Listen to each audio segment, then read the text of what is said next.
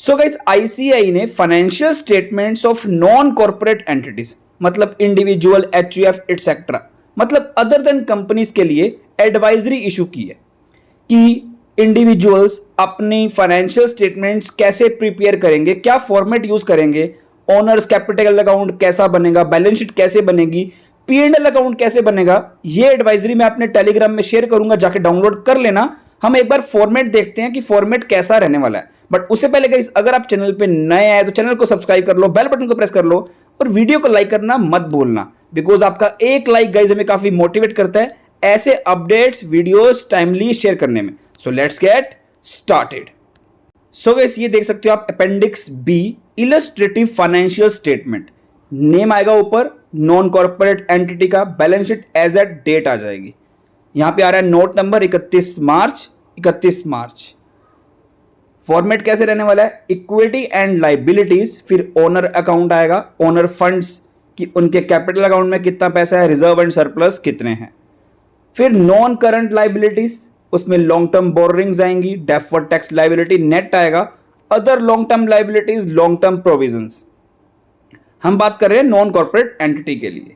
फिर current liabilities आएंगी जिसमें आप शॉर्ट टर्म बोरिंग्स पहले दिखाओगे, ट्रेड पेबल आएगा जिसमें माइक्रो एंटरप्राइजेस मतलब एमएसएमई के लिए कितना ड्यू है और अदर देन एमएसएमई के लिए कितना ड्यू है।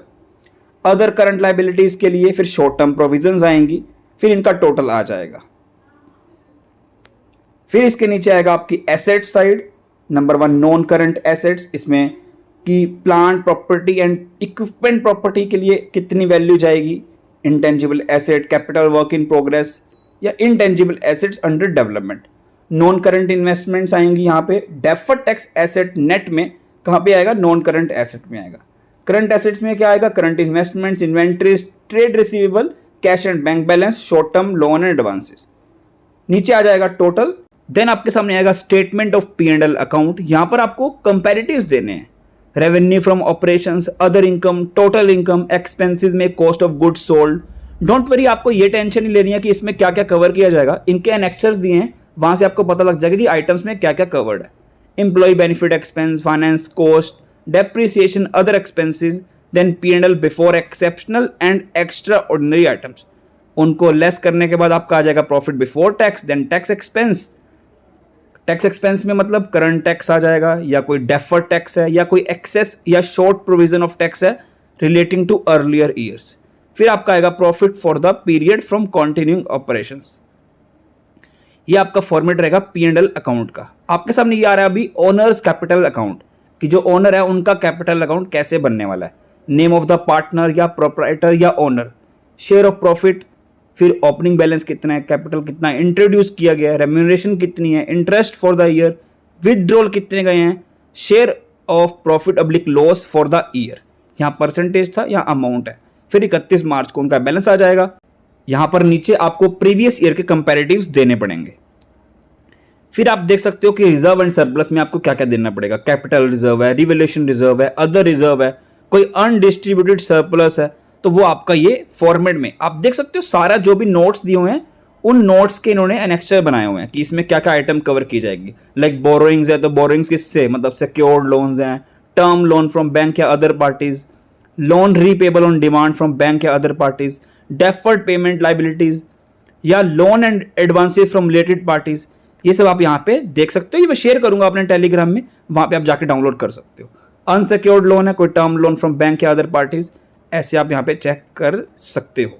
Similarly tax, deferred tax asset है कि difference between book depreciation and tax depreciation, या प्रोविजन फॉर डाउटफुल डेट्स, या जो 43B की पेमेंट्स है जो कि पेमेंट बेसिस पे अलाउ हो रही हैं, उनके ऊपर कोई डेफर्ड टैक्स बन रहा है, मतलब expenses provided but income tax में अलाउ होंगे ऑन पेमेंट बेसिस। तो ये सब डिफरेंस आएगा डेफर्ड टैक्स में। लॉन्ग टर्म लाइबिलिटीज आप देख सकते हो, प्रोविजन फॉर एम्प्लॉय बेनिफिट्स, मतलब कोई ग्रेचुटी की प्रोविजन बनाई है या लीव एनकैशमेंट की बनाई है, वो प्रोविजन में आ जाएगा। ट्रेड पेबल आएगा, एमएसएमई का डिफरेंट आएगा, अदर देन एमएसएमई आपको अलग से लिखना पड़ेगा। आपको ऐसे सिमिलरली यहाँ पे सारा फॉर्मेट मिल जाएगा। एसेट्स की बात करते हैं, नॉन करंट एसेट्स में सबसे पहले आता है प्रॉपर्टी, प्लांट एंड इक्विपमेंट्स में। इसमें पहले आपको ग्रोस ब्लॉक लिखना है, फिर एडिशंस कितने हैं, डिलीशन कितने हैं, ओपनिंग की बात हो रही है, फिर 1 अप्रैल उसके बाद आएगा, फिर एडिशन डिडक्शन कितनी है, 31 मार्च में वैल्यू कितनी है, फिर इसके कंपैरेटिव्स देने पड़ेंगे। ये तो बात हुई ग्रोस ब्लॉक की। फिर आपको डेप्रिसिएशन डिटेल्स देनी पड़ेंगी, यहाँ पे फिर आपका नेट ब्लॉक बन के आ जाएगा, यहाँ पे नेट ब्लॉक आएगा, डेप्रिसिएशन लेस करने के बाद नेट ब्लॉक, फिर उसके कंपैरेटिव्स देने पड़ेंगे।